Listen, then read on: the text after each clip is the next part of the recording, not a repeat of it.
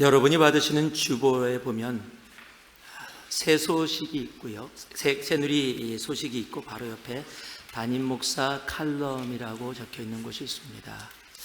그곳에 제가 한 몇 주 전 되는 것 같습니다. 교회 오빠라는 제목으로 제가 칼럼을 썼던 적이 있습니다. 오늘 말씀은 제가 썼던 그 칼럼 가운데 앞에 부분 한 부분을 여러분께 읽어드리면서 말씀을 좀 나누고자 합니다. 교회 오빠라는 단어가 한동안 한국 사회에서 유행했던 적이 있었습니다.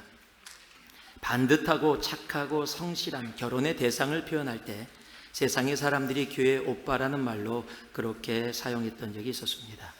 그런데 얼마 전에 KBS 특집 교회 오빠라는 다큐멘터리를 통해 크리스찬 한 부부의 삶을 보여준 것이 전 국민에게 큰 반향을 일으켰었습니다. 단순한 결혼의 대상의 교회 오빠가 아닌 교회에 다니는, 아니 예수를 믿는 모습이 이런 모습이다라는 것을 한국의 전 국민이 볼 수 있게 되었던 것이었습니다. 한 가지 특이한 상황은 이 다큐를 찍자고 제안한 감독과 일에 참여한 사람 중에는 한 사람도 교회를 다니는 사람이 없었다는 것입니다. 특히 이 다큐 후에 다시 영화 교회 오빠를 찍자고 한 것도 같은 예수를 알지 못하는 감독이었다라는 사실입니다. 교회 오빠로 영상에 나오는 사람은 고 이관희 집사입니다. 젊은 나이에 그것도 갓 태어난 첫 딸이 크는 모습도 제대로 보지 못하고 세상을 떠나야 했던 분이십니다. 자신이 암 사기 진단에 이어 어머니의 갑작스러운 죽음, 그리고 아내의 말기암 선고를 받고서도 그 가운데서 자신의 삶을 은혜와 감사로 살아가는 모습을 진실하게 보입니다. 어머니의 갑작스러운 죽음을 듣고 그는 이렇게 기도합니다. 제가 암이라는 질병도 주님이 주신 축복이라고 생각하고 잘 견디고 있는데 저를 시험하지 말아주세요. 어떤 환난이 와도 주님을 변함없이 사랑하겠습니다. 하나님 감사합니다. 우리 엄마를 불쌍히 여겨주세요. 예수를 알지 못하던 감독이 당신은 왜 더 살아야 합니까? 라는 질문에 서툴고 부족한 점들이 많았던 삶이었기에 하루라는 시간이라도 주어진다면 조금이라도 더 온전하고 좀 성숙한 하루를 더 살 수 있는 기회를 갖고 싶어서요 라고 답했던 그의 대답에 감독은 처음으로 인생의 해답을 들은 기분이 들었다고 말합니다. 교회조차 다니지 않는 감독과 영화인들을 통해 영화 내내 반복해서 나오는 성경 구절, 그리고 그 말씀에 합당하게 살아갔던 고 이관희 집사의 삶을 통해 예수 믿는 삶의 위대함을 우리 모두로 알게 합니다. 저는 고 이관희 집사님의 이러한 모습을 감히 초월의 신앙이다라고 그렇게 부르고 싶습니다. 누구나 원망할 수 있는 자리, 누구나 불평할 수 있는 자리에 있었습니다. 그런데 그러한 상황 가운데서도 원망하지 않고 불평하지 않고 믿음으로 모든 삶을 초월한 고 이관희 집사님은 정말 초월의 신앙을 살았던 사람입니다. 그 초월의 신앙으로 예수를 알지 못하는 세상에 예수를 믿으면 이렇게 다르다라는 것을 분명하게 보여주었습니다.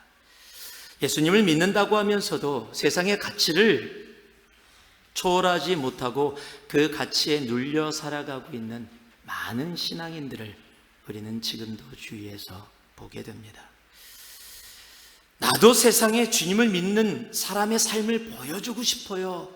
그런데 그러기에는 세상이 너무 강해요. 그렇게 이야기하는 사람들의 이야기를 종종 듣습니다. 그렇습니다. 여러분, 세상은 분명 강합니다. 그러나 우리가 꼭 알아야 할 것이 있습니다. 우리의 하나님은 더 강하십니다. 오늘 우리가 함께 읽은 본문은 사도 바울과 그 바울의 말씀의 선포에 반응하는 유대인들의 내용을 담고 있습니다. 이곳에서 초월이라는 두 다른 상반된 모습을 우리들에게 보여줍니다. 다만 제가 말씀을 준비하면서 가끔 그럴 때가 있습니다. 하나님이 말씀을 너무 많이 풍성하게 주셔서 보통 말씀을 준비하면 한 10장 정도 준비합니다. 그런데 말씀을 준비하다 보니까 20장이 넘었어요. 너무 많이 주셔서 이 말씀을 어떻게 다 전하지? 아무리 빼려고 해도 빼지지가 않는 거예요. 그래서 다 전하려고 했더니 보통 10장 정도 전해야 여러분이 편하게 부담 없이 예배 은혜스러웠다 그러고 가시게 되는데, 이 20장을 전하게 되면 여러분 오늘 집에 못 가십니다. 그래서 기도하고 고민한 중에 하나님이 마음을 주셨어요. 과감하게 결단하라. 그래서 잘랐습니다. 상하로. 과감하게 상하로 잘라서 오늘은 상편을 여러분과 함께 나누고자 합니다. 그래서 여러분 받으신 설교 노트에 보면 한 포인트만 정확하게 적혀 있을 겁니다.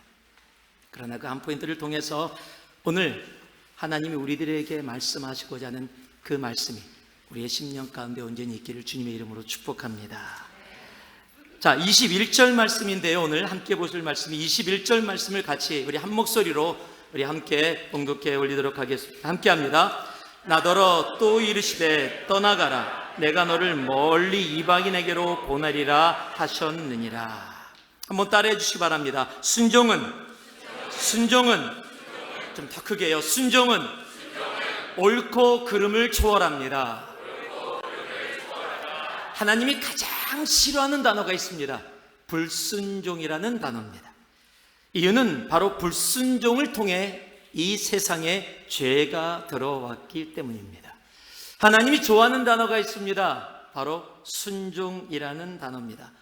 그저 단순하게 좋아하시는 것이 아니라 너무너무 좋아하십니다. 얼마나 좋아하는지를 성경이 이야기하고 있는데, 그 중에 대표적인 것이 우리들이 너무도 잘 아는 사무엘상 15장에 적혀 있는 말씀입니다. 우리가 너무도 잘 알죠. 순종이 제사보다 낫다.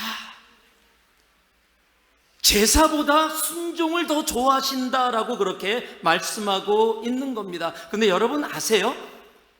지금 하나님께서요, 이스라엘 백성들을 애굽에서 불러내실 때 그 불러낸 이유가 뭐냐면 바로 예배를 받기 위함이다라고 이야기를 해요.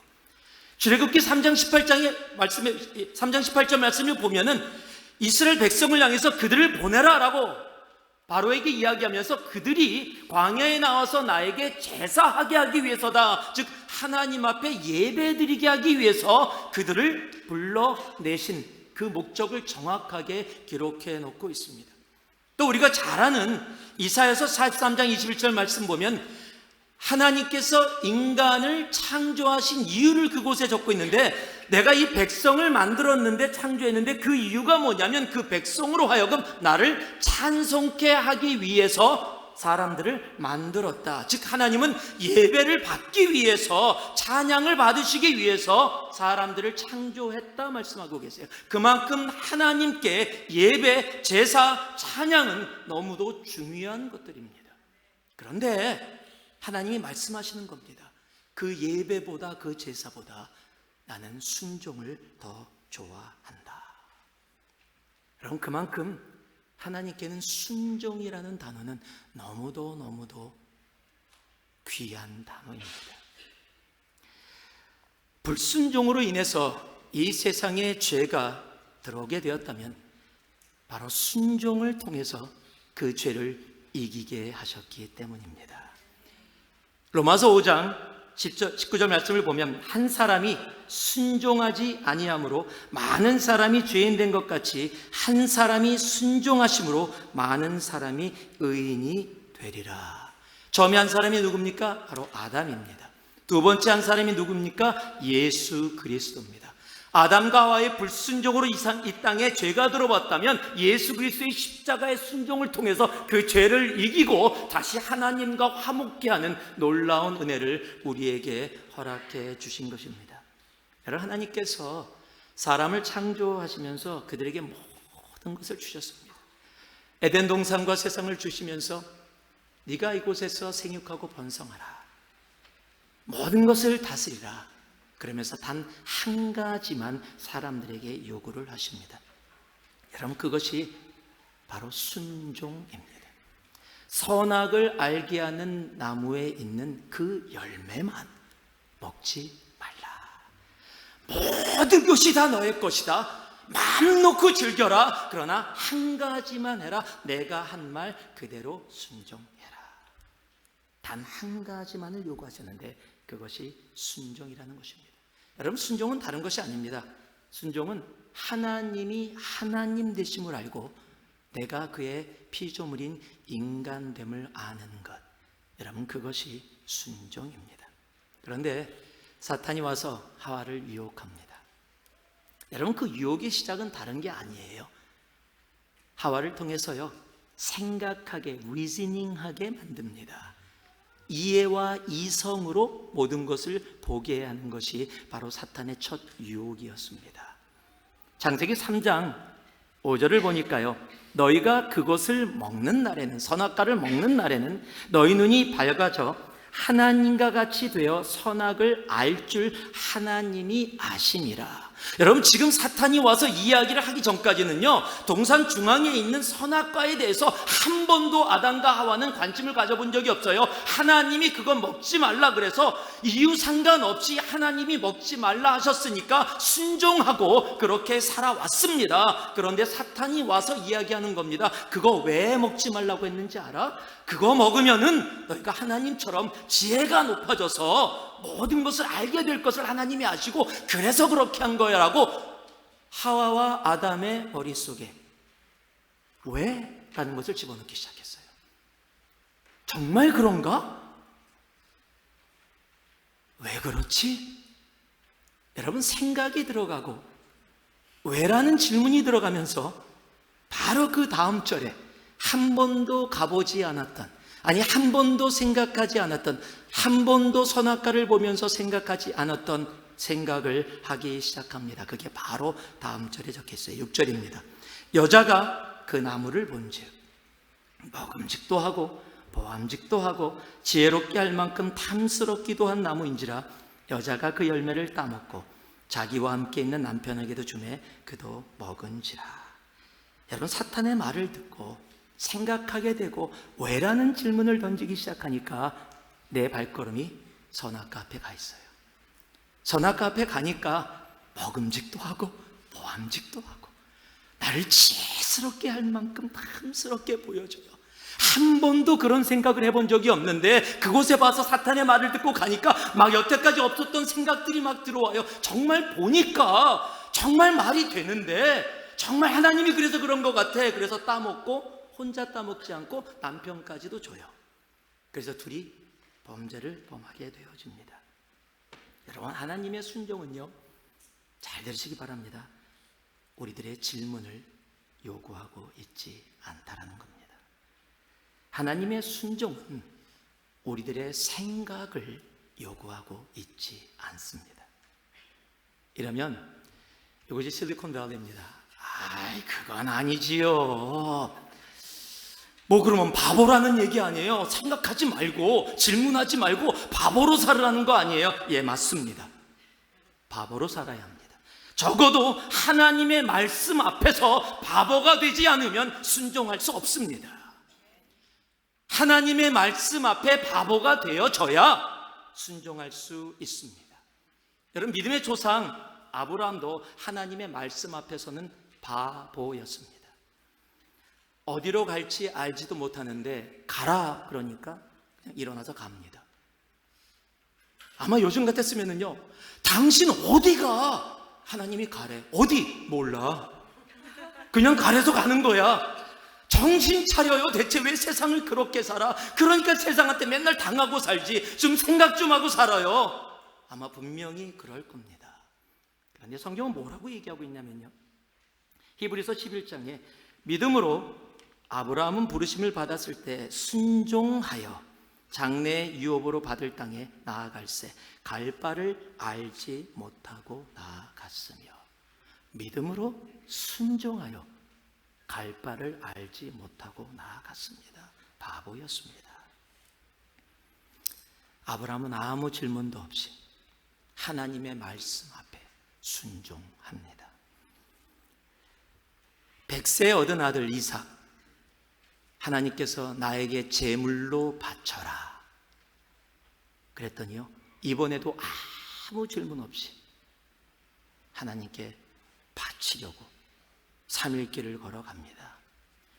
창세기 22장 9절을 보니까요, 하나님이 그에게 일러주신 곳에 이른지라 이에 아브라함이 그곳에 제단을 쌓고 나무를 벌려놓고 그의 아들 이삭을 결박하여 제단 나무 위에 놓고 손을 내밀어 칼을 잡고 그 아들을 잡으려 하니 여호와의 사자가 하늘에서부터 그를 불러 이르시되 아브라함아 아브라함아 하시는지라 아브라함이 이르되 내가 여기 있나이다 하매. 지금 정말로 하나님이 제물로 바쳐라 그러니까 정말로 제물로 바치려고 칼을 들었어요. 지금 자기 아들을, 100세에 얻은 아들을 자기가 직접 자기 손으로 죽이는 겁니다. 여러분, 성경 어디에도 이렇게 부른 적이 없는데요, 하나님이 천사를 보내서 너무 급해서 아브라함아 아브라함 하고 2번씩이나 부릅니다. 정말로 그럴지 하나님도 모르셨을까요? 어찌됐건 너무 급했어요. 하나님이 말리지 않았었다면 정말로 그 아들 제물로 바쳤을 사람이 아브라함입니다. 아마 세상에 손가락질 받았을 겁니다. 그럼에도 불구하고 아브라함은 하나님의 말씀 앞에 바보가 되어져 순종합니다. 세상은 자꾸 생각하게 합니다. 세상은 자꾸 하나님의 말씀을 의심하게 합니다. 무엇이 옳고 그른지를 분석하도록 요구를 합니다. 이거 정말 맞아? 아무리 예수 믿어도 이건 아니지 않아? 그건 수천 년 전에 쓰여졌던 말씀인데 지금이 어떤 시대인데, 민주주의, 지금이 자본주의, 2000년대 우주를 왔다 갔다 하는 이 시대에 정말 그것이 맞아? 그건 아니잖아? 라고 그렇게 질문하게 하고 생각하게 하고 분석하게 하고 판단하게 합니다. 즉 순종을 하나님 말씀 자체에 두지 않고 내가 보는 옳고 그름 위에 둘 때가 너무도 많습니다. 여러분, 순종을 못하는 이유 중에 많은 경우가 도대체 이해가 되지 않는다는 겁니다. 그래서 받아들일 수 없다라는 겁니다. 예레미야 24장에 보면 좋은 무화과 나무와 나쁜 무화과 나무를 이야기하는 말씀이 나옵니다.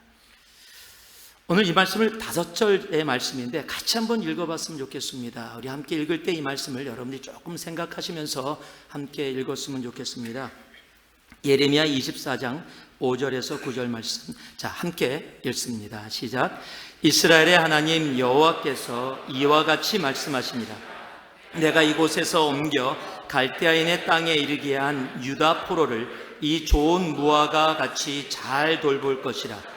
내가 그들을 돌아보아 좋게 하여 다시 이 땅으로 인도하여 세우고 헐지 아니하며 심고 뽑지 아니하겠고, 내가 여호와인 줄 아는 마음을 그들에게 주어서 그들이 전심으로 내게 돌아오게 하리니 그들은 내 백성이 되고 나는 그들의 하나님이 되리라. 여호와께서 이와 같이 말씀하시니라. 내가 유다의 왕 시드기야와 그 고관들로 예루살렘의 남은 자로서 이 땅에 남아있는 자와 애굽 땅에 사는 자들을 나빠서 먹을 수 없는 이 나쁜 무화과 같이 버리되 세상 모든 나라 가운데 흩어져 그들에게 환난을 당하게 할 것이며, 또 그들에게 내가 쫓아보낼 모든 곳에서 부끄러움을 당하게 하며 말거리를 되게 하며 조롱과 저주를 받게 할 것이며. 우리가 함께 읽었지만은요, 그냥 이 말씀만 읽으면 그냥 아무 생각 없이 지나칠 수 있는 말씀입니다. 선지서가 그렇듯이 계속 비슷한 말씀이 반복되어지는 것처럼 느끼기에 아, 좋은 무화과 나쁜 무화과, 나는 아마 이 말씀으로 큐트렸다면 나는 좋은 무화과가 되기를 바랍니다, 아마 이렇게 하고 지나갈 수 있는 말씀일 겁니다. 그런데요, 그 배경과 앞의 내용과 뒤의 내용을 보면은 자세히 들여다보면 조금 내용이 이상합니다. 지금 바벨론의 느부갓네살이 남유다, 지금 이스라엘을 공격해 온 겁니다. 그런데 지금 그 유다가 바벨론이 공격해 오니까 제대로 싸우지도 않고 항복하고 포로로 바벨론에 잡혀간 사람들이 있습니다. 그 사람들을 향해서 하나님이 뭐라고 이야기하고 있냐면 좋은 무화과다라고 이야기하고 있어요. 그리고 뒤에 보니까 지금 바벨론이라는 나라가 유다를 쳐들어오니까 바벨론을 맞아서 끝까지 싸우다가 힘이 안 되니까 패해서 다른 나라로 도망간 사람들, 싸우던 사람들을 하나님이 예레미야 24장에 뭐라고 얘기하고 있냐면 나쁜 무화과다라고 이야기하고 있어요. 아니 여러분 한번 생각해 보세요. 뭐가 좀 잘못돼도 한참 잘못된 거 아닙니까? 적이 지금 우리 나라를 침략하고 있으면 그 적이 어떤 적이든 간에 나라를 지키기 위해서 사람들을 모아서 그들과 싸우는 것이 정의 아닙니까? 그게 진리 아닙니까? 싸우다 힘이 약해서 도망갈 수밖에 없는 상황이 됐더라도 다른 나라로 도망가서 미래를 도모하는 것이 옳은 일 아닙니까?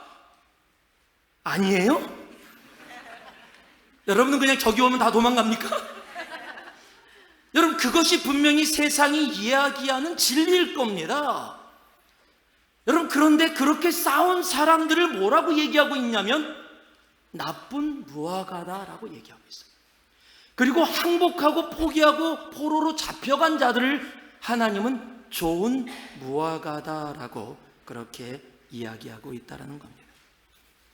여러분 세상의 가치로 본다면 분명히 나쁜 무화과가 하나님이 뭐라고 이야기하시던 나쁜 무화과로 지칭된 그 사람들이 우리의 가치에는 진리고 정의고 옳은 겁니다. 여러분 그러나 이 문제는 다른 것이 아닙니다. 우리의 문제는 우리의 순종은 하나님의 순종은 우리의 가치를 요구하고 있지 않다라는 사실입니다. 여러분 순종은요 100% 하나님의 가치입니다. 여러분 다시 한번 24장 6절과 7절을 제가 읽어드리겠습니다. 내가 그들을 돌아보아 좋게 하여 다시 이 땅으로 인도하여 세우고 헐지 아니하며 심고 뽑지 아니하겠고 내가 여호와인 줄을 아는 마음을 그들에게 주어서 그들이 전심으로 내게 돌아오게 하리니 그들은 내 백성이 되겠고 나는 그들의 하나님이 되리라. 여러분 바벨론이 유다에 쳐들어오게 된 것은 이미 유다가 이스라엘 백성들이 죄악 가운데 있었기 때문이에요. 하나님을 배반하고 우상을 섬기면서 죄악 가운데 있었던 그 백성들을 바벨론이라는 나라를 하나님이 들어서 쓰시면서 그들에게 잡혀가게 해서 그곳에서 70년 동안 포로 생활을 하면서 하나님이 새롭게 해서 다시 회복해서 유다 땅으로 돌이켜서 이곳에서 다시 주님을 예배하는 자로 삼으려는 것이 하나님의 뜻이었습니다. 우리의 생각에는 도저히 이해되어지지 않는다고 할지라도 강대국에 잡혀가고 죽고 포로로 잡혀가는 것이 하나님의 뜻이다. 이게 무슨 말이야 라고 얘기하면서 아니 저기 쳐들어오니까 나는 지켜야 다라는 것이 세상이 이야기하는 가치고 진리였는지 몰라도 하나님의 뜻은 바로 그곳에 그렇게 있었습니다. 여러분 우리의 생각에는 이해가 되지 않아도 받아들일 수 없어도 순종은 세상의 가치에 옳고 그름에 있지 않다라는 사실입니다. 꼭 기억하시기 바랍니다. 순종은 내가 이해 못해도 내가 동의 못해도 하나님의 뜻이 있는 곳에 있는 것이 순종입니다. 여러분 순종은요 내가 이해 못해도 내가 동의 못해도 하나님의 뜻이 있는 그곳에 있는 것이 순종입니다. 이 정도 하면 가지고 어떻게 순종하며 살아가겠습니까? 다시 말씀드립니다. 순종은 내가 이해 못해도 내가 동의할 수 없어도 세상이 이해 못해도 하나님의 뜻이 있는 곳에 있는 것이 순종입니다. 여러분 그 순종은 세상을 초월합니다. 오늘 사도 바울은요 우리가 읽은 본문에서 그 순종을 보여줍니다. 지금 이방인을 향해 가라라고 이야기되는 하나님의 말씀은 우리는 사도 바울을 그냥 이방인을 향해서 보낸 하나님의 사도라고 단순하게 생각할지 몰라요. 여러분 그러나 당시의 배경을 안다면 그것이 얼마나 어려웠던 일인지를 우리는 알아야 합니다. 지금 사도 바울이 유대인들 앞에서 이야기하는데 유대인들이 조용히 얘기를 듣고 있었어요. 그런데 어느 한순간에 갑자기 들고 일어납니다. 어느 정도 들고 일어나면 옷을 벗어던지고 티끌을 하늘에 뿌리면서 저 사람은 죽어 마땅하다, 죽여야 한다라고 흥분하면서 나오는데 그 말이 어떤 상황에서 이루어졌냐면 한글보다 영어가 조금 더 클리어합니다. Crowd listened to Paul until Paul said this. 이 this가 뭔지 아십니까? 이방인을 향해서 가라라고 했다라는 거예요. 복음을 들고 그들에게 구원이 있다라고 이야기한 바로 그 사실 때문에 들고 일어난 겁니다. 지금 유대인들에게는 뭡니까? 이것이 옳고 그름입니다. 사도 바울이 다메섹에서 예수 그리스도를 만나기 전까지는 이방인은 사도 바울의 삶에 구원의 계획 속에 있지 않았었습니다. 그가 하나님의 말씀에 순종합니다. 순종한 대가가 뭔지 아십니까? 함께 있었던 같은 유대인들이 그를 핍박합니다. 박해합니다. 그를 죽음에까지 그렇게 몰고 가려고 합니다. 그 모든 대가를 치르면서도 모든 것을 이뤄도 사도 바울은 하나님의 말씀 앞에 순종합니다. 여러분, 세상에 옳고 그름이 아닙니다. 세상의 진리나 정의가 아닙니다. 하나님의 뜻이 있는 그곳에 있는 것이 초월의 신앙, 순종입니다. 여러분, 세상의 옳고 그름이 여러분을 주장하게 하지 마시기 바랍니다. 세상의 민주주의가 여러분을 주장하게 하지 말기 바랍니다. 하나님의 말씀이 여러분을 주장하게 해야 합니다. 세상의 옳고 그름에 수많은 사람들이 있다고 해서 그것이 진리가 아닙니다. 하나님의 말씀에 아무도 서 있지 않다 하더라도 하나님의 말씀에 있는 것이 진리입니다. 그리고 그곳에 있는 것이 하나님이 정말 좋아하시는 바로 순종입니다. 세상을 변화시킬 수 있는 신앙은 바로 이러한 초월의 신앙, 세상의 옳고 그름을 뛰어넘는 순종의 신앙입니다. 고 이간희 집사는 세상 누가 보더라도 불평할 수 있는 자리에 있었습니다. 하나님, 나 평생 예수 믿어왔어요. 그렇게 잘못한 거 없습니다.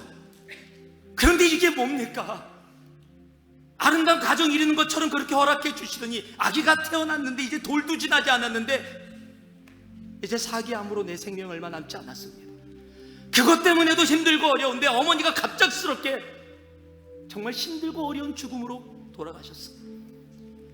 그것도 감당하기 어려운데 아내가 사기 말기암으로 이제 아기가 크는 것 없이 아기 혼자 놔두고 부모가 다 세상을 떠나야 하는, 하나님 이게 뭡니까? 이게 예수 믿는 것의 결과입니까? 라고 이야기해도 많은 사람과 동의해주며 같이 울어주면서 어깨 타독기면서 아마 돌아가면서 그럴 겁니다. 하나님 정말 이게 뭡니까? 그런데 이관희 집사는 한마디의 불평도 하지 않았다는 겁니다.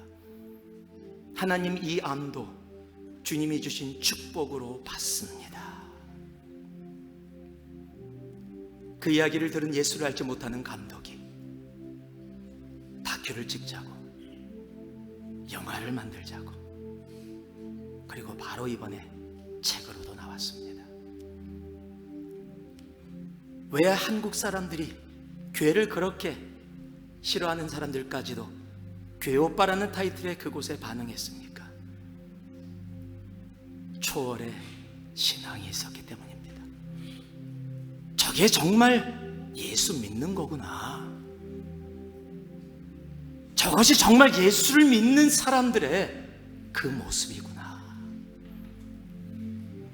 내가 주위에서 보았던 모습이 아니라 저런 것이 예수 믿는 것이라면 아마 나도 예수 믿고 싶다라는 마음, 아마 고 이간희 집사님 한 번도 밖에 나가서 전도 못했다고 할지라도 그의 삶이 수많은 사람들을 예수 앞에 인도하는 분명한 일이 있었을 것입니다. 세상은 그 신앙을 보기를 원합니다. 전도가 안 된다고요? 안 되는 이유는 복음이 변질돼서가 아닙니다. 우리가 변질되었기 때문입니다. 우리가 세상의 옳고 그름의 모든 것을 담고 있기 때문에 그렇습니다. 하나님의 말씀이 아니라 세상의 옳고 그름의 나의 진리를 담고 살아가기 때문에 전도가 힘들고 어려워지는 겁니다. 세상의 옳고 그름이 아니라 하나님의 말씀에 우리들의 모든 것이 담길 수 있기를 주님의 이름으로 축복합니다. 순종은 세상의 옳고 그름을 초월합니다. 그것이 주님이 이 시대에 보기 원하는 바로 초월의 신앙입니다. 그 절의 신앙이 이 한 주를 이 땅을 살아가는 우리들의 삶 속에 온전히 있기를 다시 한번 주님의 이름으로 축복하고 축복합니다. 기도합니다. 사랑의 아버지 하나님,